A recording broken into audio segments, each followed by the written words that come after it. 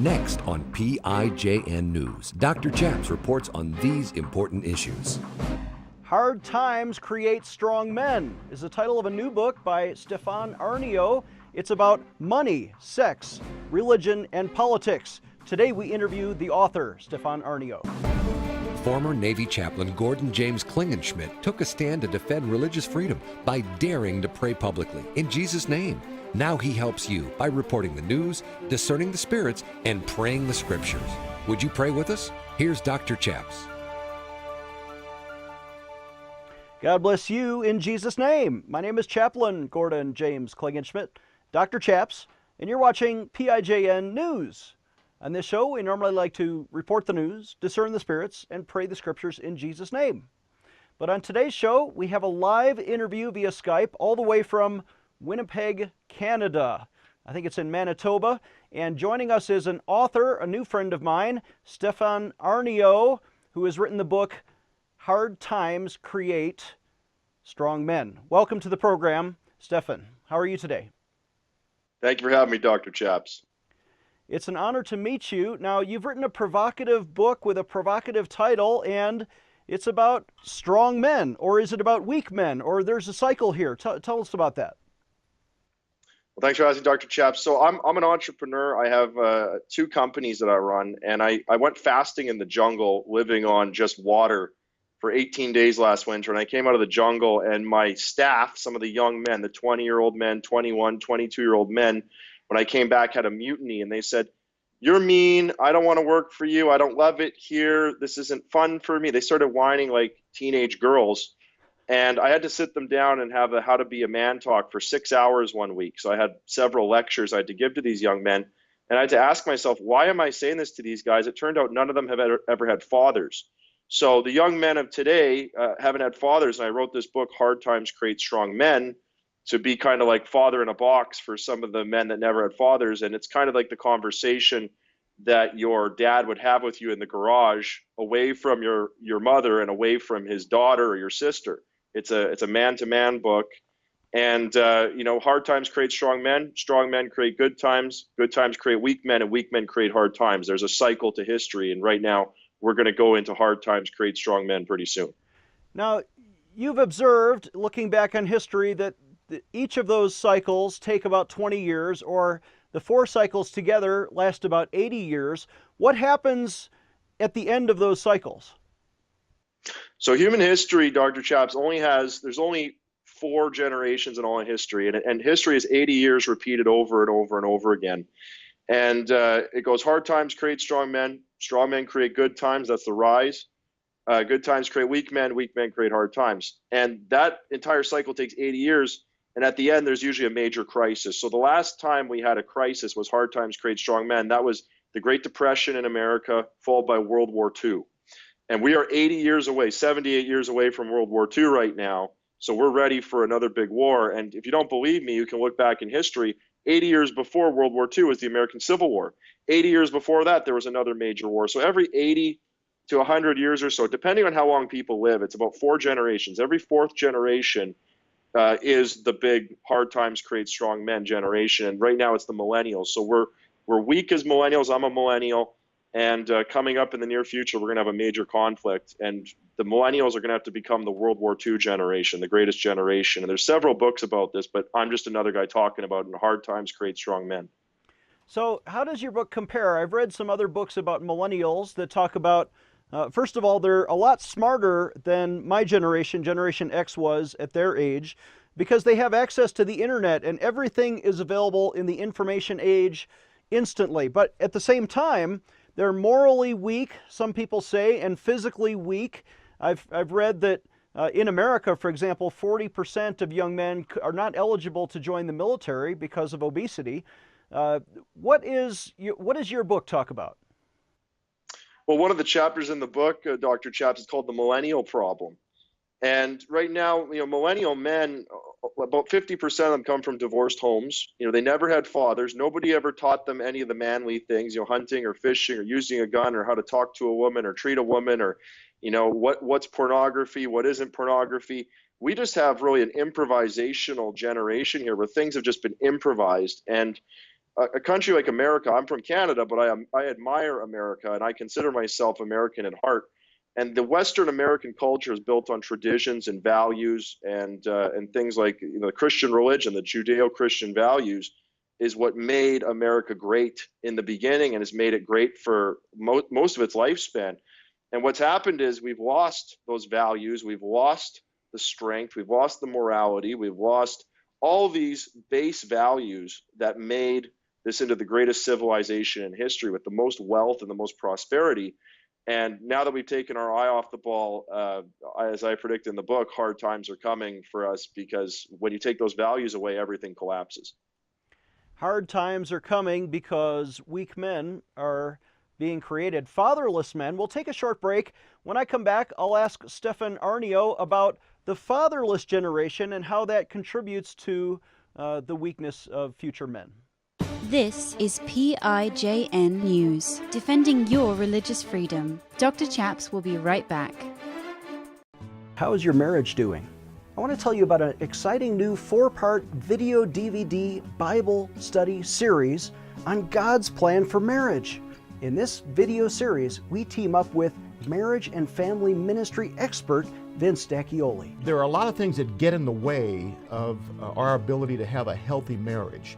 But with the way God intended it, He always wanted us to see His view of our relationship together. So everything we do when we talk about marriage, or whether we're talking to men or whether we're talking to pastors and leaders, it all centers around this idea of vision. It's very important that we understand who God is and our relationship with Him is right in order for us to be able to live out really and truly Ephesians. And that also informs our role as men, how to love our wives. We can't really love them unless we understand the love of God. Exactly. So if you just think about love, we tend to think that love is an emotion.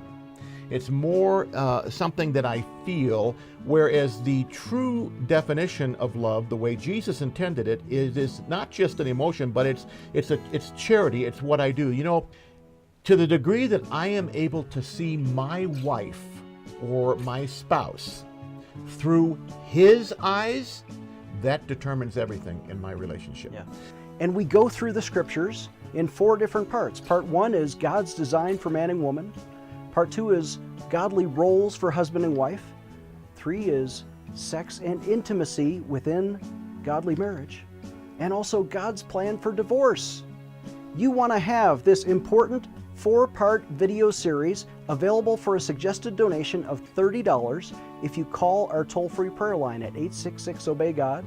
Again, that's 866-OBEY-GOD. Or visit our website, prayinjesusname.org. You too can have a godly marriage. Defending your religious freedom. Here is Dr. Chaps. Welcome back. I'm Dr. Chaps, joined again by author Stefan Aarnio, who has written a book, Hard Times Create Strong Men.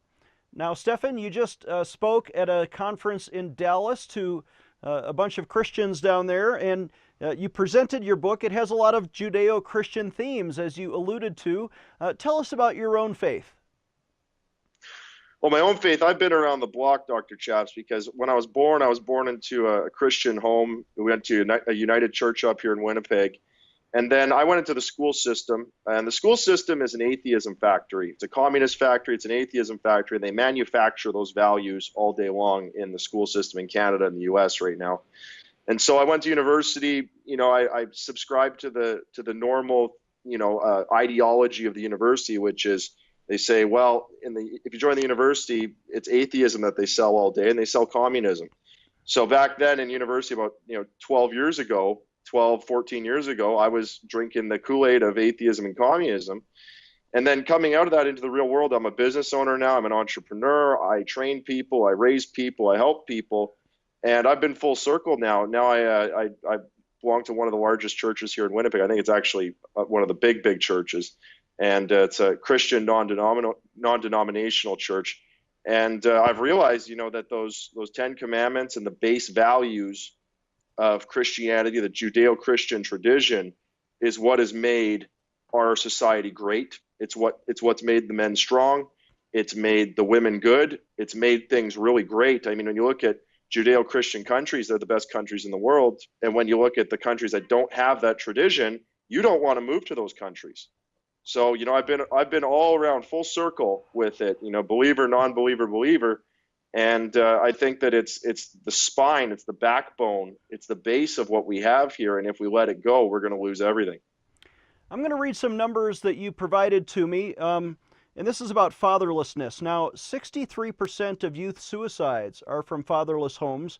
90% of all homeless and runaway children are from fatherless homes. 85% of all children who have behavioral disorder are from fatherless homes. 80% of rapists with anger problems come from fatherless homes, and 71% of high school dropouts are from fatherless homes, 9 times the national average. My question is, what causes fatherlessness? Well, fatherlessness is a cultural thing. In the old days, if you look at the World War II generation, back then, when you broke something, you fixed it. And they stuck it out with their spouse, and the culture back then was to stay married. That was the culture. And now history always goes back and forth. The generations always go back and forth, yo-yo style. So we had a generation of stick together no matter what. That was the World War II generation. Then their children, the baby boomers, was, hey, let's all get divorced.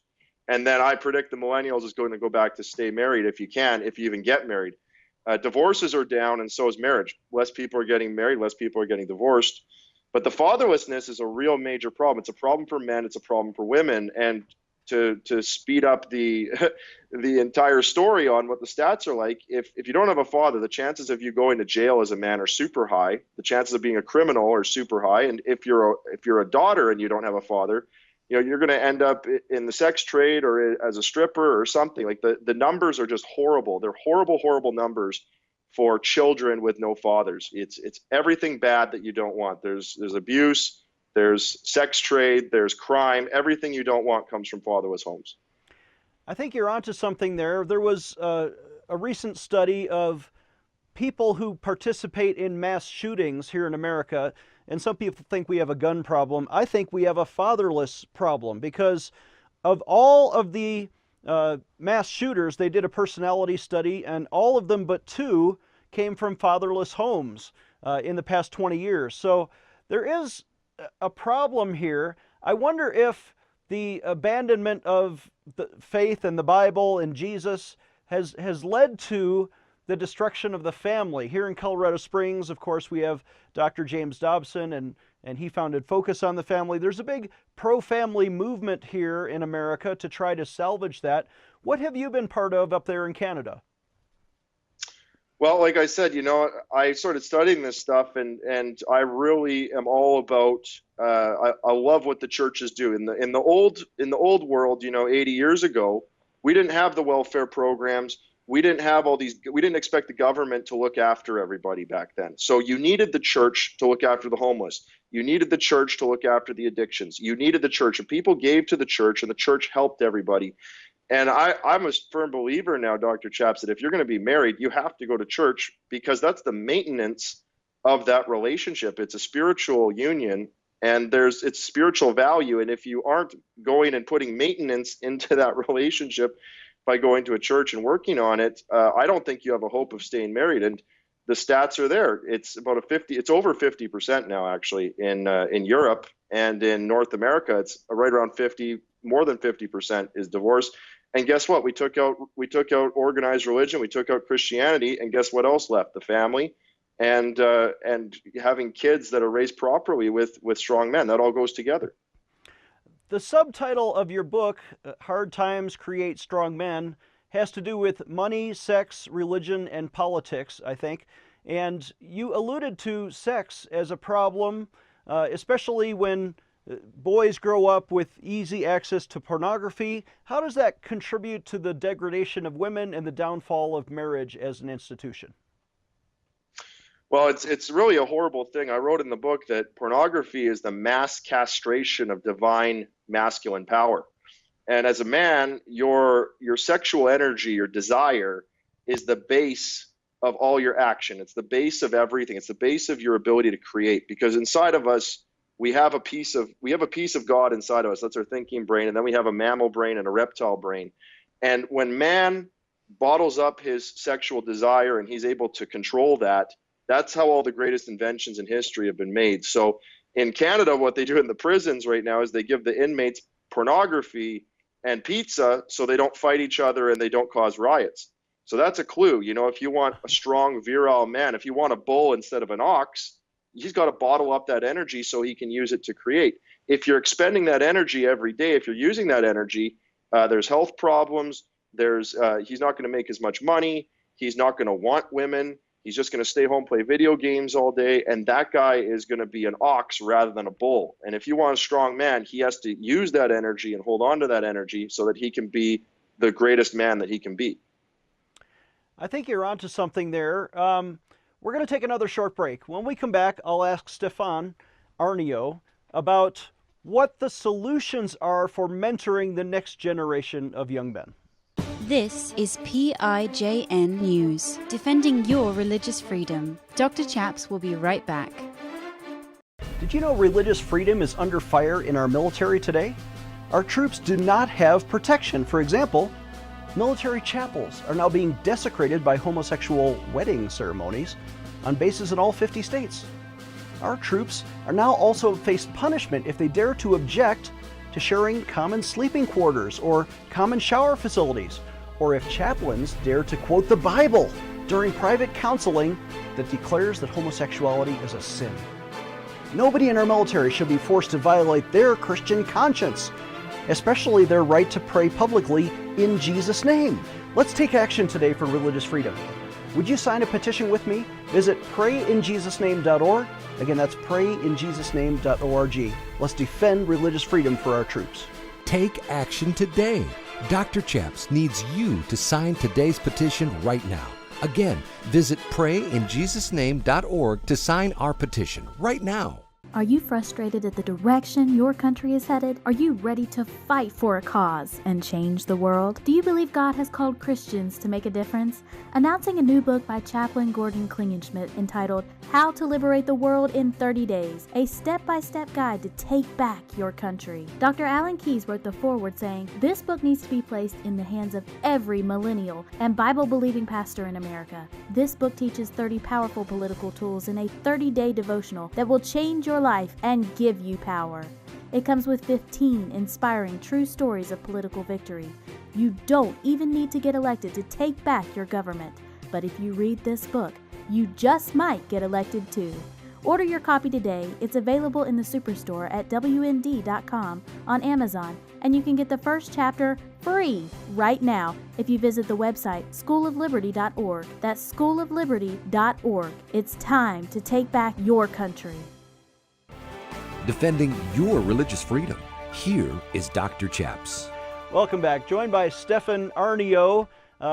Stefan, you have a website, hardtimesstrongmen.com, and that is the title of your book. Where can people find this book?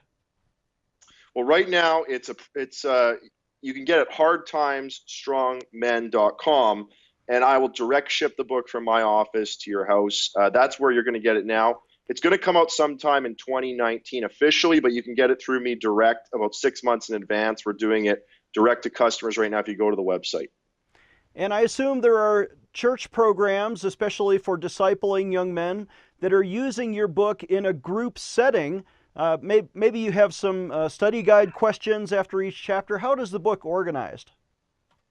You know, it's about 35 chapters, and it's 4 sections, so money, sex, religion, politics.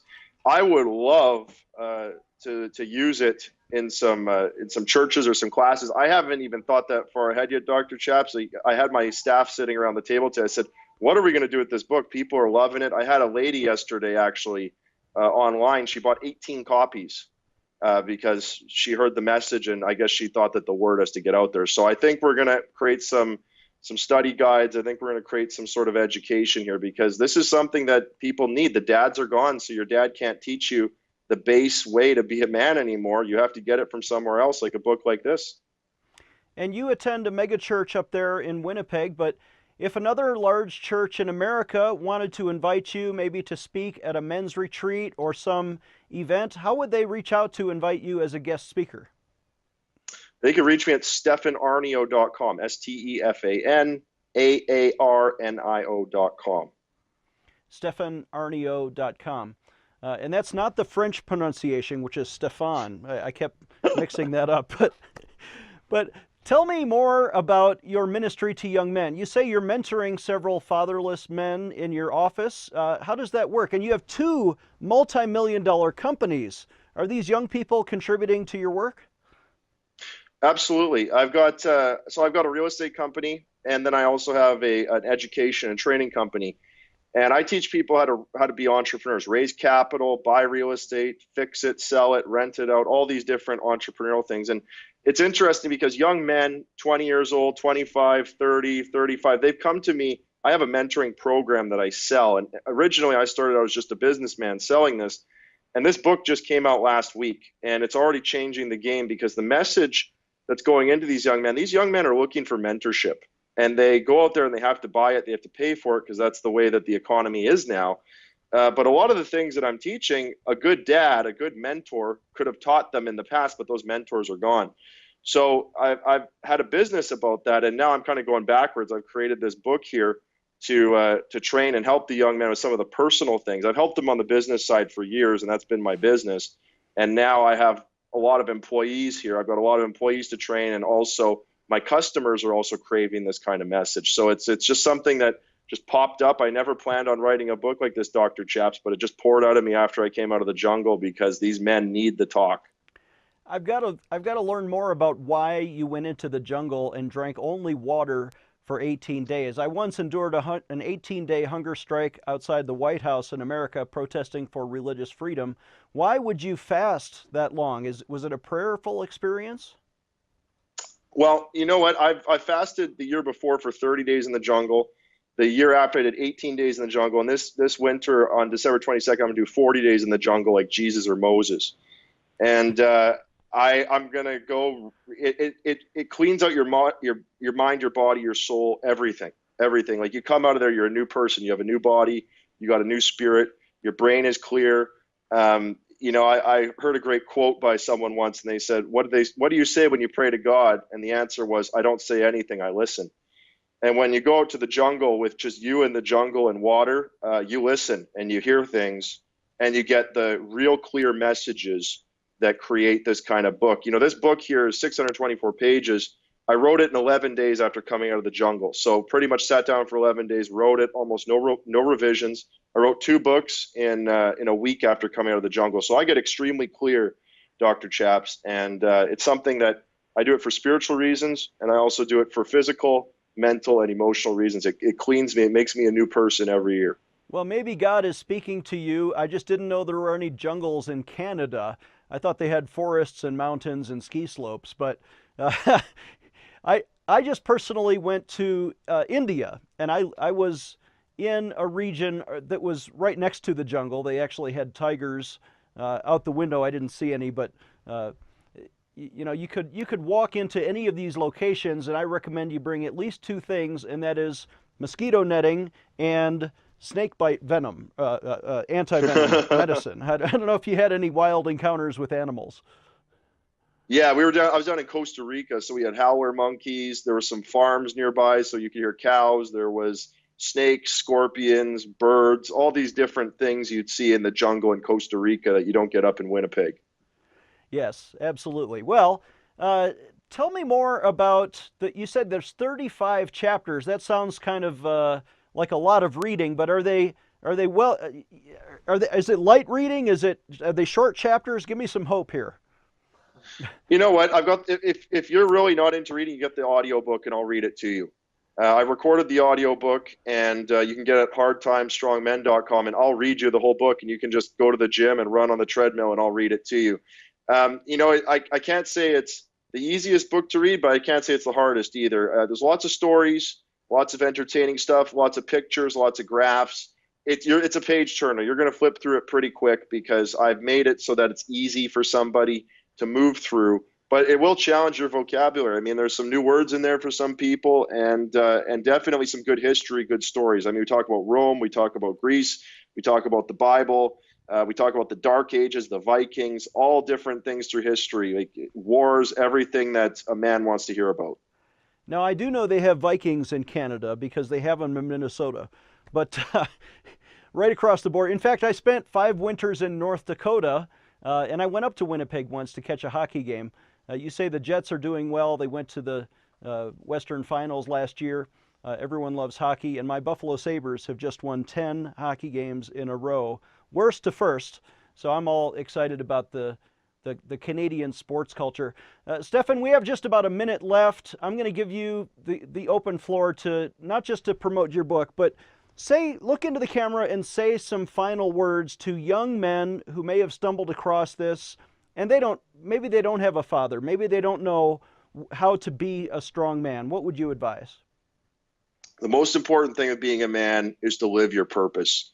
And your purpose is your work, whatever that is. And if you're a man and you're living your purpose and you're doing your work, whatever that work is, whether it's the work in front of you or the aspirational work you wish to do, that is how you earn the trust of your tribe, other men, women, and it can bring you to what you were divinely put here for. So your work is your purpose, and you must fulfill that first. Jesus said something like that. I've fulfilled my purpose. I have finished the work that God gave me to do. Jesus was on a mission here, and I think you're on a similar path.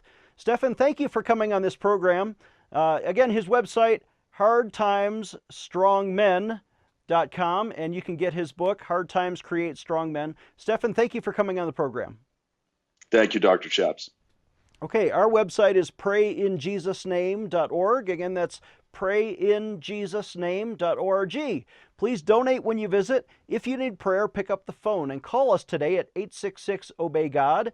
Again, that's 866-OBEY-GOD. God bless you in Jesus' name. We'll see you next time.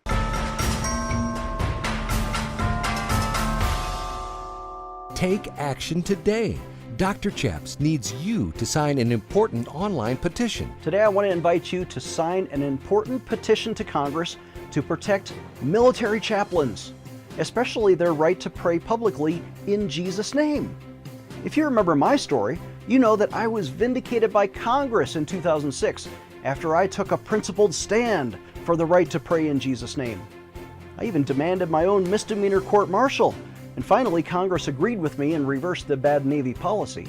But Congress never did pass a positive law to let chaplains pray according to their conscience. Let's take action today for religious freedom. Would you sign that petition with me? Visit prayinjesusname.org. Again, that's prayinjesusname.org.